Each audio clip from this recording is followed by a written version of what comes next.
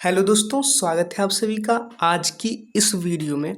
दोस्तों, इस वीडियो में हम लोग देखेंगे आवेश क्या चीज़ होता है, आवेश को किससे सूचित करते हैं, आवेश का क्या मात्रक होता है, किसी वस्तु पे आवेश कब आता है, आवेश के कितने प्रकार हैं। इन सारी बातों को इस वीडियो में हम लोग जानने वाले हैं।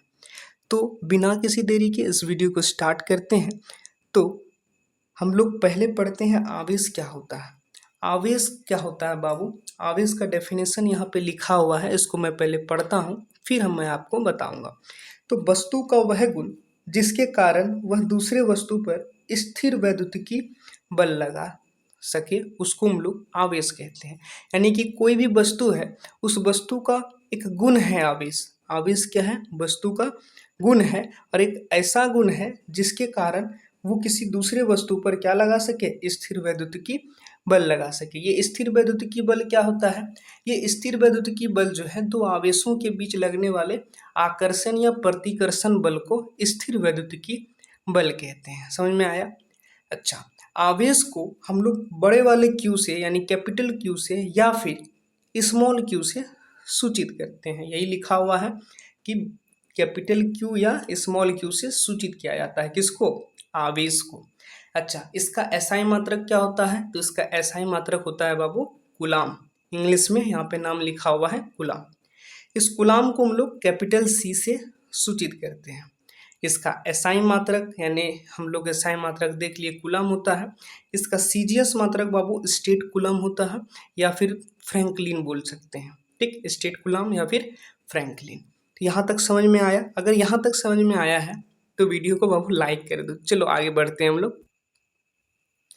चलो अब देखते हैं कि आवेश जो है वो एक अदिश राशि होता है। अदिश राशि किसको बोलते हैं? आप लोगों को पता होगा, वैसी राशि जिसके पास परिमाण के साथ साथ दिशा हो उसको सदिश बोलते हैं, लेकिन जिसके पास केवल परिमाण हो उसको अदिश बोलते हैं। तो कूलाम के पास कोई, हमारा जो आवेश है उसके पास कोई दिशा उषा नहीं होता है, ओनली उसके पास मैग्नीट्यूड होता है, मतलब उसके पास केवल परिमाण होता है। इसीलिए हम उसको क्या बोलते हैं? अदिश राशि बोलते हैं। ठीक, आवेश जो है बाबू वो दो प्रकार का होता है। कितने प्रकार का? दो प्रकार का। तो पहला है धनात्मक आवेश और दूसरा ऋणात्मक आवेश। देखो बाबू, धनात्मक आवेश, तो जो धनात्मक आवेश होता है उसको प्लस भी से सूचित करते, मतलब हम जो है यहाँ पे इसको पॉजिटिव बोलते हैं। यानी धनात्मक आवेश मतलब पॉजिटिव चार्ज, इसलिए इसको शॉर्टकट में प्लस भी लिखते हैं। और जो ऋणात्मक आवेश होता है उसको बोलते हैं नेगेटिव चार्ज इन इंग्लिश, इसलिए हम इसको क्या कहते हैं? Minus B. ये लिखने का तरीका है। ठीक, प्लस बी का मतलब पॉजिटिव चार्ज और माइनस बी का मतलब नेगेटिव चार्ज। ठीक, धनात्मक आवेश जो होता है बाबू वो प्रोटॉन पर होता है। किस पर होता है? प्रोटॉन पर। इसलिए हम लोग प्रोटॉन के माथे पे क्या लगाते हैं? प्लस वाला चार्ज लगाते हैं ना। यानी कि प्रोटॉन के माथे पे प्लस है, इसका मतलब उस पर क्या है? धनात्मक आवेश है। अब कितना आवेश होता है वो हम लोग आगे डिस्कस करेंगे। ऋणात्मक आवेश इलेक्ट्रॉन पर होता है, इसलिए इलेक्ट्रॉन के माथे पे क्या लगाते हैं बाबू? माइनस लगाते हैं, नेगेटिव। यहां तक समझ में आया? चलो अब देखते हैं कि एक प्रोटॉन पे कितना आवेश होता है, एक इलेक्ट्रॉन पे कितना आवेश होता है, और एक न्यूट्रॉन पे कितना आवेश होता है। साथ ही साथ उसके द्रव्यमान के बारे में भी हम लोग यहाँ पे चर्चा करेंगे। तो एक हम लोग आवेश के बारे में जब चर्चा कर रहे हैं तो देख लेते हैं कि एक प्रोटॉन पे जो है आवेश कितना होता है और एक इलेक्ट्रॉन पे कितना आवेश होता है। ये इंपॉर्टेंट है। ठीक, ये क्या है? इंपॉर्टेंट है। ठीक, तो एक प्रोटॉन पर आवेश होता है 1.6 इंटू 10⁻⁻19 कूलम। कितना होता है? 1.6 इंटू 10⁻⁻19 कूलम। लेकिन प्रोटॉन पे प्लस चार्ज होने के कारण यही चार्ज प्लस में होता है। उतना ही सेम चार्ज एक इलेक्ट्रॉन पर होता है, लेकिन इलेक्ट्रॉन पर नेगेटिव चार्ज होने के कारण यही चार्ज नेगेटिव होता है। देखो इन दोनों में कोई डिफरेंस नहीं है, बट प्लस माइनस का डिफरेंस है। देख लो, अच्छे से ध्यान से देखो इसको, है कि नहीं? प्रोटॉन पर 1.6 इंटू 10⁻⁻19 कूलम, बट वो प्लस में है, और इलेक्ट्रॉन पर 1.6 इंटू 10⁻⁻19 कूलम है, लेकिन वो किस में है? माइनस में। अच्छा, न्यूट्रॉन पर कोई चार्ज नहीं होता, वो शून्य होता है। कितना चार्ज होता है? शून्य होता है। इसलिए हम इसको क्या बोलते हैं? उदासीन कण। क्योंकि उसमें कोई चार्ज नहीं होता है, कोई आवेश नहीं होता है। ये बातें समझ में आई? अगर ये बातें समझ में आ गई है तो हम लोग आते हैं यहाँ पर।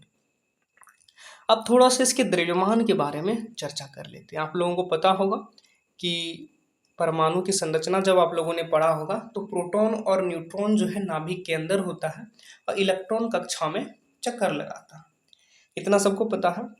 चलो, एक प्रोटॉन का जो द्रव्यमान होता है बाबू, वो होता है 1.67 इंटू 10⁻⁻27 kg। कितना? 1.67 इंटू 10⁻⁻27 kg। सेम उतना ही द्रव्यमान जो है एक न्यूट्रॉन का होता है 1.67 इंटू 10⁻⁻27 kg। ठीक, लगभग में ये सेम होता है, ऐसा मतलब एग्जैक्ट सेम नहीं है। अगर इसके आगे देखा जाए तो प्रोटॉन का जो द्रव्यमान है 1.672 इंटू 10⁻⁻27 kg और एक न्यूट्रॉन का 1.674 इंटू 10⁻⁻27 kg। लेकिन लगभग में हम लोग मान के चलते हैं कि दोनों का द्रव्यमान जो है लगभग में समान है। यहाँ तक क्लियर? अच्छा, एक इलेक्ट्रॉन पर कितना द्रव्यमान होता है? एक इलेक्ट्रॉन का द्रव्यमान होता है 9 इंटू 1 इंटू 10⁻31 kg। कितना? 9 इंटू 1 इंटू 10⁻31 kg। यहाँ तक समझ में आया? सच में समझ में आया? चलो, अगर समझ में आया तो वीडियो को लाइक करो। अगला और हमारा जो लास्ट टॉपिक है इस वीडियो का, कि कोई भी वस्तु आवेशित कैसे होती है, उस पर प्लस या माइनस चार्ज आता कैसे है, उसके बारे में हम लोग देखेंगे। चलो, अब हम लोग देखते हैं लास्ट टॉपिक हमारा क्या है, कि वस्तु आवेशित कैसी होती है, यानी किसी भी वस्तु पर आवेश कैसे आ जाता है, चाहे वो प्लस आवेश हो या फिर माइनस आवेश हो, वो आता कैसे है। तो उसका आंसर है बाबू, आंसर है कि इलेक्ट्रॉनों के स्थानांतरण से। मतलब इलेक्ट्रॉन किसी एक बॉडी से दूसरे बॉडी में ट्रांसफर होता है, इसलिए जाकर के उस वस्तु पे क्या हो जाता है, आवेश उत्पन्न हो जाता है, जिसके कारण हम कहते हैं कि वस्तु आवेशित हो गई है। मान के चलो एक ये वस्तु है और एक दूसरा वस्तु यहाँ पे रखा हुआ, ठीक। इस वस्तु पे 10 प्रोटॉन और 10 इलेक्ट्रॉन है।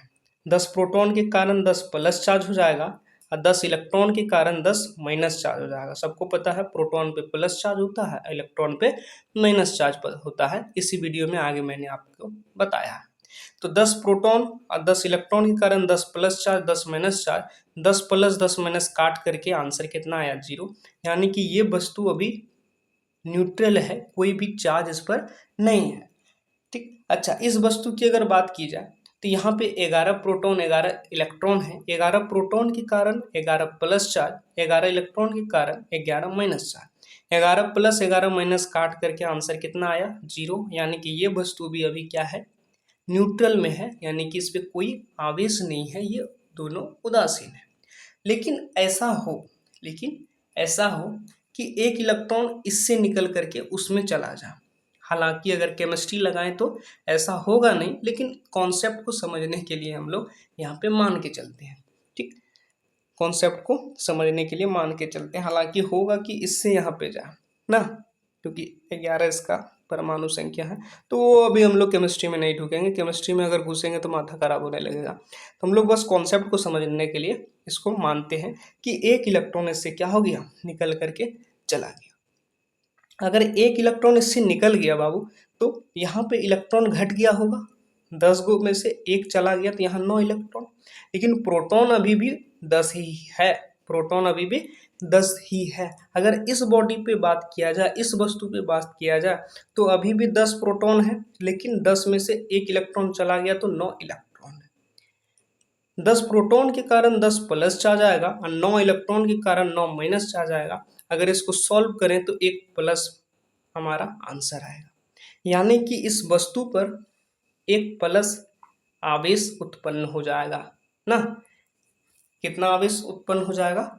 1 प्लस ना, यानी कुल मिलाकर के इसमें प्लस चार्ज आ जाएगा, यानी ये वस्तु धनावेशित हो जाएगी, यानी इस वस्तु पर धनात्मक आवेश आ जाएगा। अच्छा, इस वस्तु पे एक इलेक्ट्रॉन आकर के बैठ गया, तो पहले से 11 इलेक्ट्रॉन था, एक और आ गया तो 12 हो गया ना। लेकिन अभी भी प्रोटॉन 11 है, लेकिन एक इलेक्ट्रॉन के आने से यहाँ पे 12 इलेक्ट्रॉन हो गया। तो 11 प्रोटॉन के कारण 11 में प्लस चार्ज, अब 12 इलेक्ट्रॉन के कारण 12 माइनस चार्ज। इसको अगर सॉल्व किया जाए तो माइनस में एक आंसर आएगा, यानी कि इस वस्तु पे -1 आवेश आएगा, यानी कि ये वस्तु ऋणावेशित हो जाएगी, जिसके कारण एज अ रिजल्ट अगर देखा जाए तो इस वस्तु पर प्लस चार्ज आ जाएगा और इस वस्तु पर माइनस चार्ज आ जाएगा ना। ये वस्तु धनावेशित हो जाएगी और ये वस्तु ऋणावेशित हो जाएगी ना। इतना समझ में आया? क्या ये रीजन आपको समझ में आया? ये रीजन समझ में आया तो इस वीडियो को लाइक करो, साथ ही साथ इस वीडियो को अपने दोस्तों के पास भी शेयर करो, ताकि उनको भी ये जानकारी अच्छे से ढंग से मिले। कॉन्सेप्ट क्लियर रखना है, ठीक। तो यहाँ समझ में आ गया कि ये वस्तु धनावेशित हो गई और ये वस्तु ऋणावेशित। अच्छा, तो हम कह सकते हैं कि जिस वस्तु से इलेक्ट्रॉन निकलता है वो धनावेशित हो जाती है। ये वाला यही वाला वस्तु है ना, इसी से ना इलेक्ट्रॉन निकला था। इलेक्ट्रॉन निकलते ही इसमें प्लस चार्ज आ गया और जिसपे इलेक्ट्रॉन गया, ये इलेक्ट्रॉन आकर के यहाँ बैठा है, इस बॉडी पे आया है, जिसके कारण ऋणावेशित हो गई। यानी जिस वस्तु से इलेक्ट्रॉन निकलता है या फिर वो जो वस्तु इलेक्ट्रॉन त्यागता है उस पर धनात्मक आवेश आ जाता है। क्या आ जाता है? धनात्मक आवेश आ जाता है, प्लस चार्ज आ जाता है। और जिस वस्तु पर इलेक्ट्रॉन आ जाता है यानी प्रवेश करता है, यानी ग्रहण, जो वस्तु इलेक्ट्रॉन का ग्रहण करता है वह वस्तु ऋणावेशित हो जाती है। वो वस्तु क्या हो जाती है? ऋणावेशित हो जाती है।